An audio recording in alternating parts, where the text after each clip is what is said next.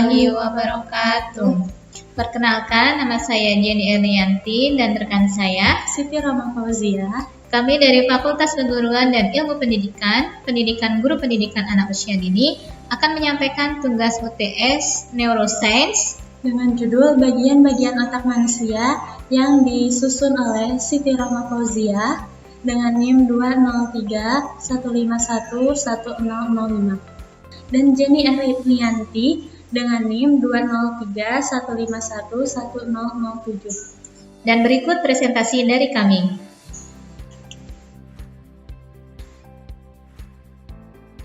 Sebelum kita masuk ke bagian-bagian otak, alangkah baiknya kita mengenal pengertian otak itu sendiri. Otak adalah salah satu organ yang paling kompleks dalam tubuh manusia. Organ ini memiliki peran utama sebagai pusat kontrol dari ribuan kegiatan yang dilakukan tubuh. Otak tersusun dari sejumlah jaringan pendukung dan miliaran sel saraf yang saling terhubung. Otak juga dilindungi oleh lapisan pembungkus yang disebut selaput otak atau meninges dan tulang tengkorak serta terhubung ke saraf tulang belakang. Ini adalah gambar kolase otak manusia yang kami buat dan susun dari daun-daur ulang dan kertas kalender. Setelah mengetahui pengertian otak, selanjutnya kita akan mengenal bagian-bagian otak manusia dan fungsinya. Nah, bagian otak manusia ini terbagi menjadi 3 bagian utama, yaitu otak besar atau cerebrum, kemudian ada otak kecil atau cerebellum, dan batang otak atau brainstem. Nah, yang pertama kita akan mengenal bagian-bagian dan fungsi dari otak besar.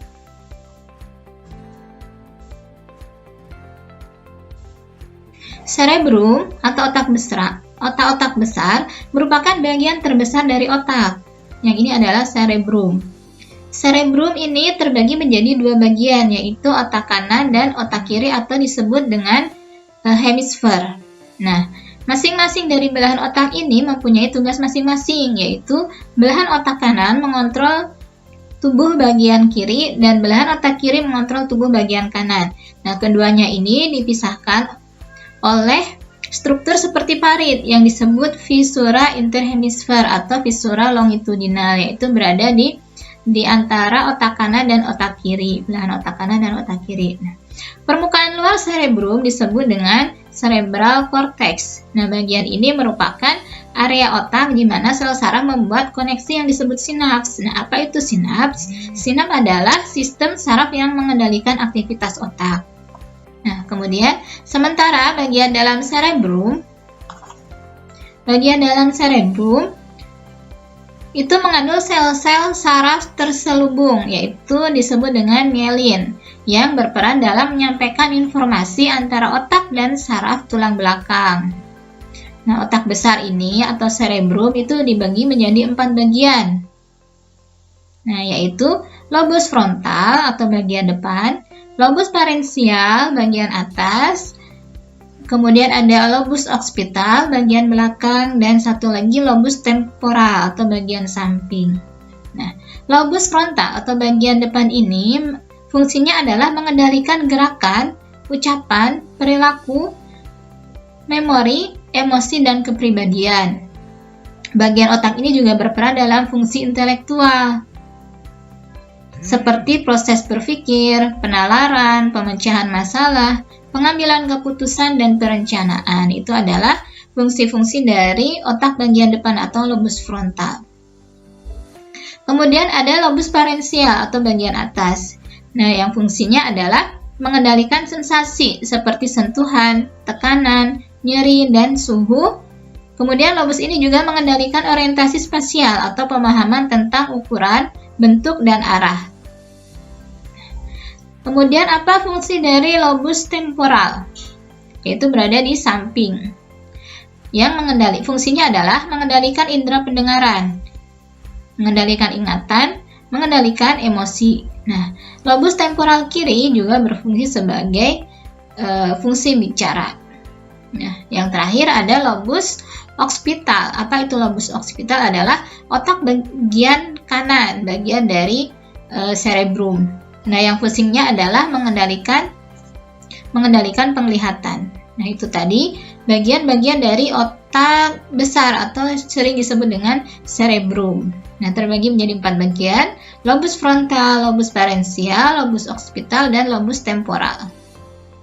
Nah, sekarang kita lanjut ke otak cerebrum atau otak kecil.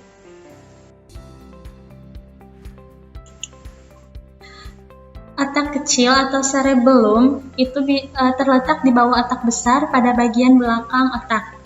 Tepatnya di bawah lobus occipital. Sama seperti otak besar, otak kecil juga memiliki 2 belahan. Otak kecil bertanggung jawab dalam mengendalikan gerakan, menjaga keseimbangan, serta mengatur posisi dan koordinasi gerakan tubuh. Bagian otak ini juga berperan dalam mengendalikan gerakan halus seperti menulis dan melukis.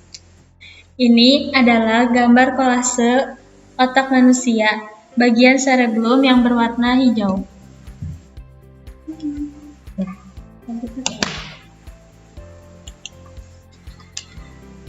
Nah, cerebellum ini dibagi menjadi 3 bagian, yaitu yang pertama spinocerebellum, yaitu bagian otak kecil yang berfungsi untuk mengendalikan kemampuan otak dan gerakan tubuh. Yang kedua, vestibulocerebellum adalah bagian otak kecil yang berfungsi untuk mengendalikan dan menjaga keseimbangan pergerakan mata.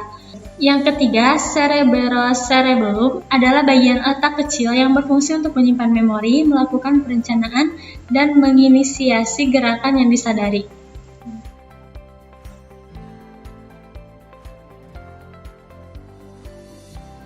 Ini adalah otak cerebellum.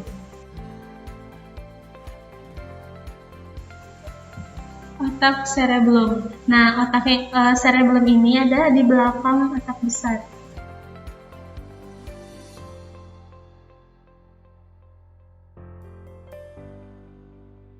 Yang ketiga, bagian batang otak atau disebut brainstem. Batang otak adalah seikat jaringan saraf di dasar otak. Fungsinya sebagai stasiun pemancar yang menghubungkan otak besar ke tulang belakang, serta mengirim dan menerima pesan antara berbagai bagian tubuh dan otak. Nah, batang otak mempunyai saraf kranial yang berguna untuk mengendalikan pendengaran, menelan, gerakan mata, dan gerakan pada otot wajah, leher, bahu, serta lidah. Saraf kranial untuk penglihatan dan penciuman berasal dari otak besar.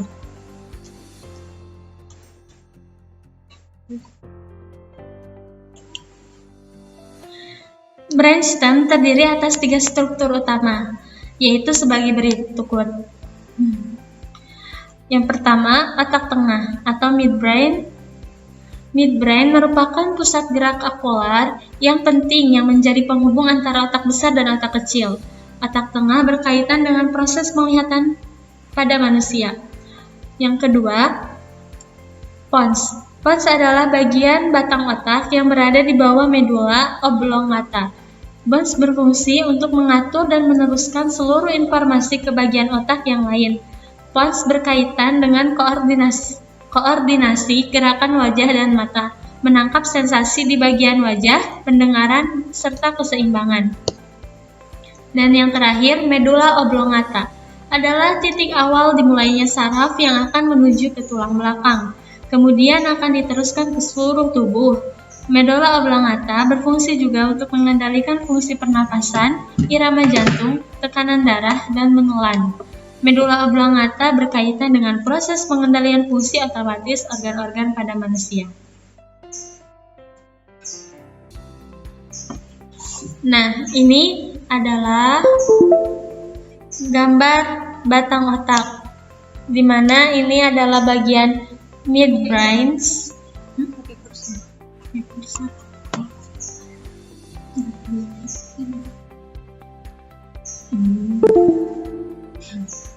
Di mana ini adalah bagian brainstem tadi. Nah, ini bagian midbrain, ini pons dan juga modula.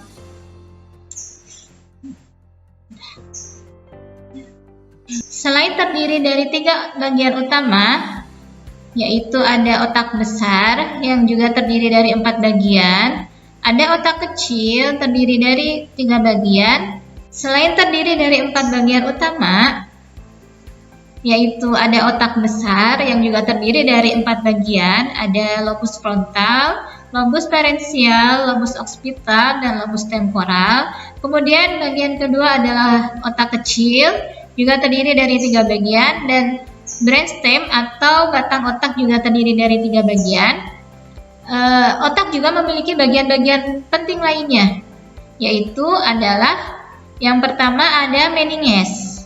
Meninges merupakan membran tipis atau lapisan yang berfungsi sebagai penutup dan pelindung otak serta saraf tulang belakang. Meninges memiliki 3 lapisan, yaitu lapisan luar atau paling tebal atau dinamakan durameter. Kemudian ada membran tengah dan tipis atau yang disebut dengan lapisan arachnoid dan lapisan dalam piameter. Nah, lapisan ini menutupi seluruh bagian otak. Nah, kemudian ada bagian otak yang lainnya adalah, selanjutnya ada cairan cerebrospinal. Cairan cerebrospinal ini merupakan cairan jernih dan bening yang melindungi serta mengelilingi otak dan saraf tulang belakang. Cairan ini fungsinya adalah untuk menghilangkan produk limbah atau sisa metabolisme dari otak dan membawa nutrisi melalui darah ke otak, membasahi serta melindungi otak dan saraf tulang belakang. Dan cairan ini juga bersirkulasi melalui bilik yang dinamakan ventricle yang berada di otak. Banyaknya jumlah cairan ini dikontrol oleh otak. Cairan cerebrospinal berasal dari plexus choroid yang berada di bagian ventricle di otak. Nah, bagian otak yang lainnya adalah ada corpus callosum, yaitu serangkaian serabut saraf yang terletak di antara 2 belahan otak. Serabut saraf ini menghubungkan dan mengkomunikasikan antara kedua belahan otak kanan dan otak kiri. Nah, ada juga kelenjar pituitari. Kelenjar pituitari merupakan kelenjar endokrin yang berada pada bagian paling bawah dari otak besar. Tepatnya terletak pada bagian sela tursika atau lekuk kecil lobus anterior dan lobus posterior.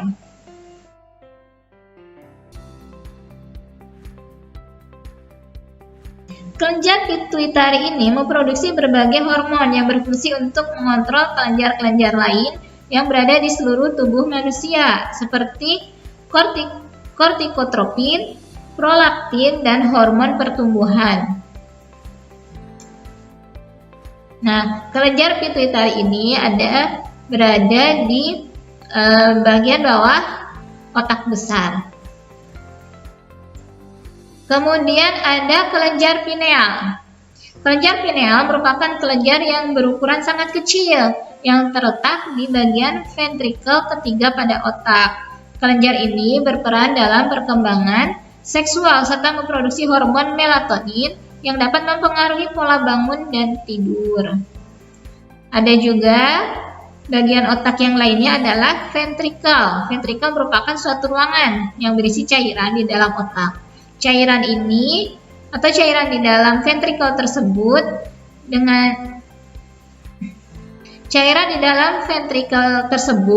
disebut dengan cairan cerebrospinal